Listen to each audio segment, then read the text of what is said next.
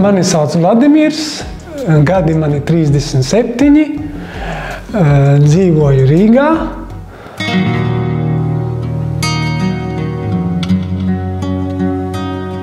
Institūcijā es nonācu, kā saka, pēc skolas, jo es esmu bijis arī bārenis, beidzu 11 klases, un tad es tur padzīvoju bišķī par skolu. Vecāki man bija aizgājuši, nebija vecāku, bija kā bārenis, un tad man pienāca rinda uz vienu pansionātu. Biju VSAC filiāle Rūja. Pirmais pansionāts man bija Rūjā. Tur es pavadīju kādu laiciņu. Pēc tam bija, man liekas, vai nemaldos, vai nebija Iecava. Pēc Iecavas, man liekas, es tā apmēram, bija Ropaži. Un pēc Ropažiem bija Ezerkrasti. Man Ezerkrastos novērtēja Ezerkrastos. Man gribēja sūtīt tā kā uz grupu dzīvokli.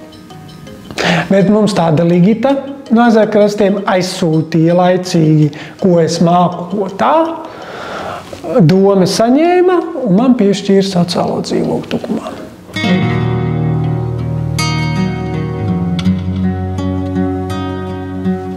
Nebija mēbeļu, nebija dzīvoklis iekārtots, kā man bija vajadzības. Esmu bijis uz pašvaldībām, rakstījis iesniegumus pašvaldībā. Pašvaldība mani visu laiku nāca uz paskastīti, vienmēr mani ignorēja. Nebija nekāds atbalsts, nebija nekas no viņa puses. Un tas pats arī bija arī no sociālā dienesta. Tas pats. Sākumā viss bija labi, tad es gāju sociālo dienestu, gribēju, lai man tā kā piešķir trūcīgo, bet viņi man tā kā visu laiku piekasījās par tiem ienākumiem, tev tik ienākumu, un līdz ar galā man nekas nebija arī.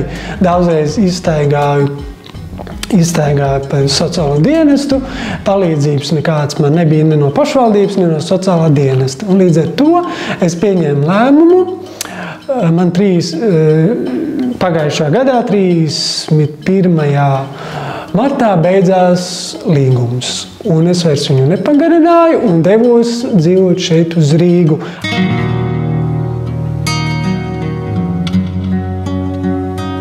Redz, pansionātos ir visur atļaujas jāpresa, visur zīmīts jāpresa, visur jāatskaits vajag. Bet ārpusēji labāk tādēļ, ka nevajag nekur atskaitīties, tu brauc, dari, kas tev vajag.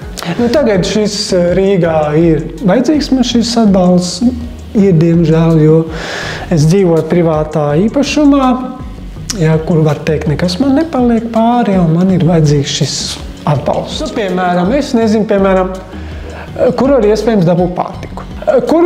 Kā es varu nokļūt citā dzīvesvietā, ja es nezinu, kā sameklēt to citu dzīvesvietu. Ja es nezinu, kā man nokļūt, piemēram, pie kaut kāda sarežģītā ārsta, kas ir Rīgā dziļāk iekšā, piemēram. Un palīdzēt, ja es nemāku pats ar saviem spēkiem, es mēģinu sākumā pats nokārtot, bet ja man nenāk pretī, es nāku uz Zeldu, jo citur man nav kur vērsties ar šo palīdzību.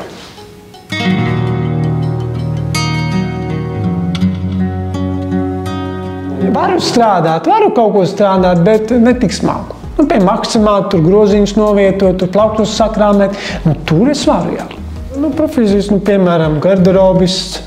Es esmu tagad izmācījies, Tukumā pateicu, es tā kā pie jums strādāju pa garderobu. Tā sieviete pasaka, mums vairs nevienu neņem. Tā es arī netiku. Gribēju kaut ko saistībā ar mūziku, arī nekas nesanāca. Un tā tagad par Rīgu arī. Kur ko? Nav. Man nodarbs patīk rudens darbi. Rudens darbi, kaut kur kultūrās paiet, kaut kur kartupeļus pavākt, kaut kur lapas pagrābt vai kaut kur tā. Mēnesī man droši vien, kad 600 eiro, 500 eiro, vairāk jau vienam cilvēkam nevajag.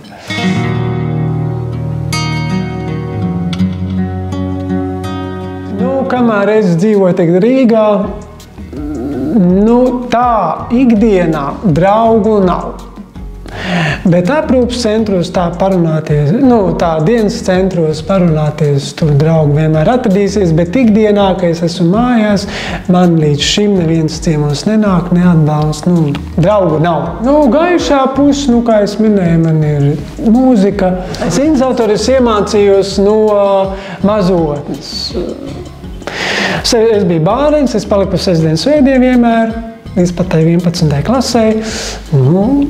Gāju, tur bija klavieres zālē, tad es gāju vienu roku, tad es pēc tam pieliku otru roku, un tā es iemācījos vienu dziesmu, pēc kādu laiku otru, un tā sakombinēju pār pa 100 dziesmu.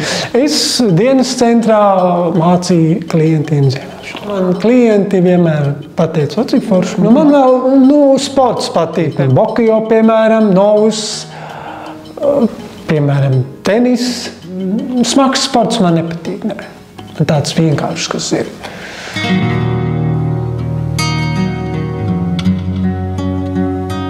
Laukos es neesmu izmēģinājis kā laukos. Laukos tā jau saka foršs, kluss, mierīgi, pats audzē. Gribētu izmēģināt kā laukos. Zin kā pilsētā trokšņo visu sāntu, tā kā Sarkandaugavā. Bet laukos tā saka mierīgi. Es nekad laukos izpraumējis. Visvairāk, man patīk ziema. Ziema, redz, skaisti, Ziemassvētki un visādi brīnumi. Redzēs, kā šogad man būs Ziemassvētkos. Kāds brīnums būs, varbūt nē. Brīnumi, es jau gribēju kaut kur uzstāties, piemēram, ar savu sintetizatoru, piemēram, uzstāties, kaut ko parādīt no sevis, ko man ne. Laimīgākā nodarbe tā ir mūzika, dziedāšana un kādam pasniegt kaut ko, tur dziedāšana, tur ar kādu, piemēram, spēlēja, un kādi cilvēki dzied. Tas man vislielākais sapnis ir, un vēl vislielākais sapnis, kad ar kādu cilvēku es varu pabūt kopā, tādi man vislielākie sapni.